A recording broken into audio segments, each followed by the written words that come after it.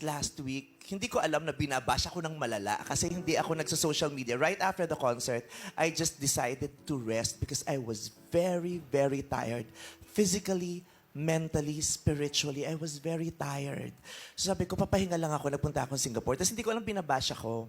Tapos sinabihan ako ng social media ko na, ng team ko na, huwag ka munang magbabasa kasi binabash ka nga. So huwag kang magbabasa. So hindi naman ako magbabasa. Hindi ako nagbabasa. Tapos sabi ko talaga, kaya nung sinasabi nila, are you okay? Sabi ko, okay ako kasi hindi ako nagbabasa. Pero alam ko kung anong nangyayari. Pero sabi ko, Lord, hindi ko naman hawak ang cellphone ng mga tao. So hindi ko makokontrol kung anong ipipindot nila at ipopost nila about me.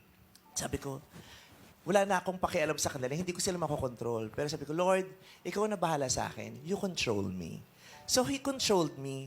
So umuwi ako ng Pilipinas, bumalik ako sa Showtime as I was so okay. At pagbalik ko, meron akong bagong endorsement. Yes. Meron akong bagong award. Diba? Kaya, grabe, nananahimik lang ako. Tapos meron akong mga bagong endorsement. Tapos meron akong bagong award. Lord, thank you for making me win, win, win no matter what. Yeah. Thank you very